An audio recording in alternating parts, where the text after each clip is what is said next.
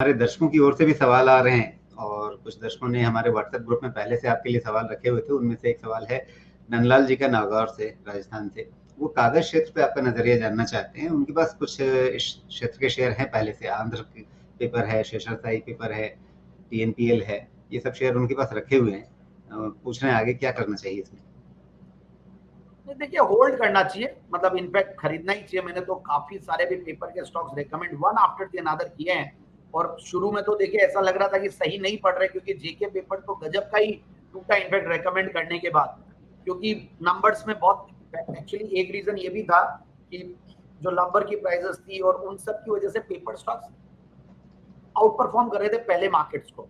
फिर जब मार्केट चलने लगा तो इनके रिजल्ट्स हल्के आने लगे और वहां से ये सारे स्टॉक्स बहुत बढ़िया करेक्ट किए, मतलब अच्छे खासे करेक्ट हुए और अब वापस से अच्छा खासा बाउंस कर रहे हैं। So that was a very good opportunity to enter into the लेकिन ये आंध्र पेपर का चार्ट देखिए ना कैसे भागा है पिछले कुछ एक दो हफ्तों में।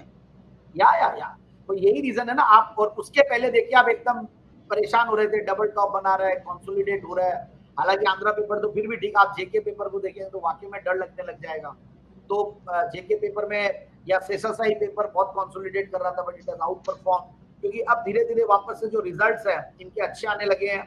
एंड और आगे भी मुझे लगता है कि बढ़िया रहेगा पेपर के स्टॉक्स, क्योंकि वैल्यूएशन कंफर्ट आता है। सबसे बढ़िया बात है इन सब में वैल्यूएशन कंफर्ट जो आता है। और ऐसे मार्केट्स में जब बाकी स्टॉक्स चल रहे हैं तो जो पार्टिसिपेटिंग जो थियरी है वो आ जाती है, तो उस टाइम पे आप ऐसे सस्ते वाले सेक्टर को जरूर से देखने की कोशिश करें। अब आज जेके पेपर है, टीटीएम बेसिस पे हाईएस्ट एवर प्रॉफिट्स पे बैठा है और क्वार्टरली रिजल्ट्स पिछला क्वार्टर हल्का आया था इसलिए टूट भी गया था, बट अब वापस से धीरे धीरे उसमें आ रहे हैं। तो सबसे बड़ी लार्जेस्ट पेपर कंपनी है, तो मैं टीएनपीएल हो या जेके हो या शेषाशाही हो या ये आंध्रा जेके पेपर पेपर हो। जो है, जहां हमने आंध्रा में या शेषाशाही में देखा है कि वो अपने पिछले रेंज को तोड़ करके एकदम भाग चुके हैं, लेकिन हाँ, जेके पेपर अभी भी नीचे से ऊपर थोड़ा आया है, संभला है, लेकिन अपने पिछले रिकॉर्ड्स के नीचे ही है। तो क्या यहाँ पे अभी अपॉर्चुनिटी बाकी बची हुई है?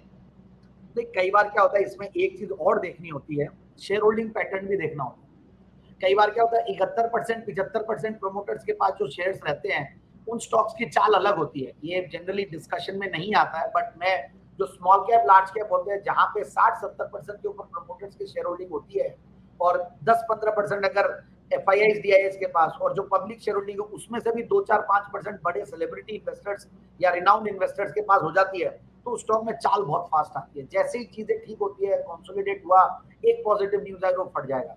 बट इन स्टॉक्स में धीरे धीरे चाल आती है। और पर्टिकुलरली जेके की बात करूं तो पब्लिक शेयर होल्डिंग भी ज्यादा है और 49-50% प्रोमोटर्स के पास है।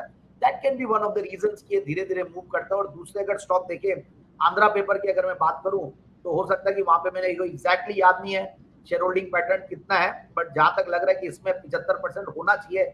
जिस तरीके का मूव अगर ये दे रहा है तो ऐसा मेरे को लग रहा है। बाकी मैं एक बार, हाँ वही 72-73% है, मैं भी अभी चेक किया हूँ खोलते खोलते, तो 73% है।